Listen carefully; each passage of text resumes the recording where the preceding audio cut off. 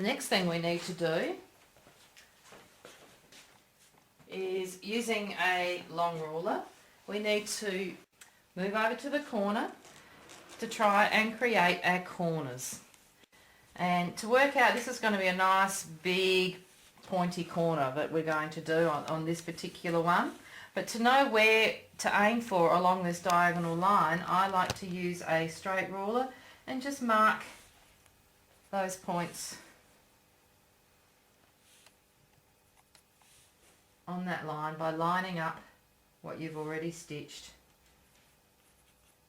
with your straight edge ruler.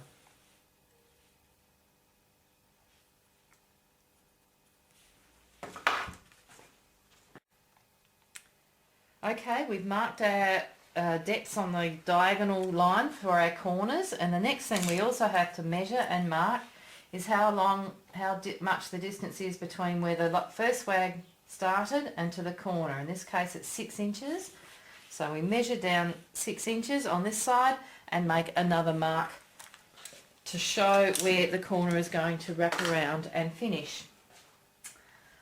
Okay, I've now chosen an oval template to create these corners, so it will be a nice curve on the end.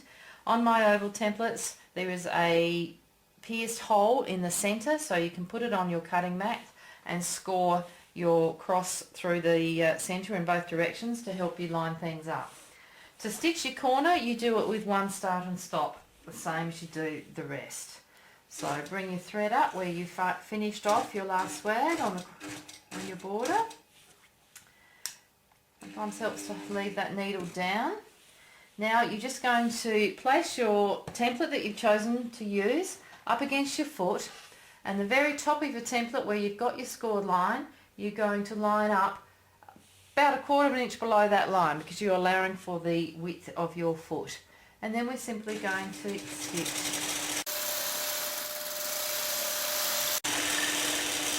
in our corner. When we get to the top, we're going to pause and we're going to swing that, keep the top of your template where you were there, but we're going to swing it around and hopefully aim to get back to the mark that we've made down the border. I'm not sure if this is going to work really nicely. I've got a very big corner here.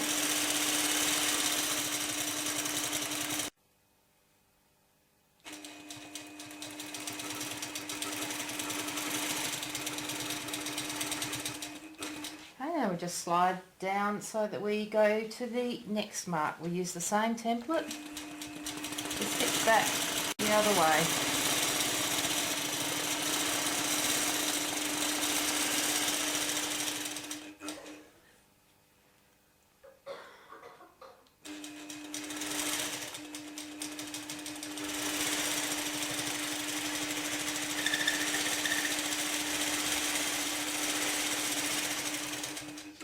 Pause and slide down to hit your next mark.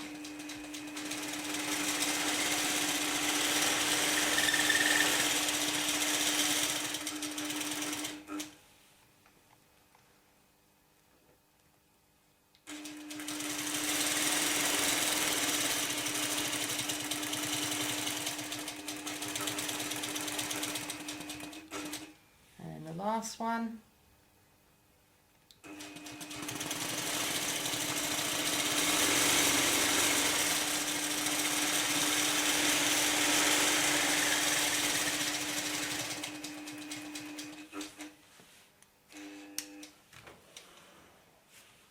And there is your finished corner using an oval template to get a rounded corner.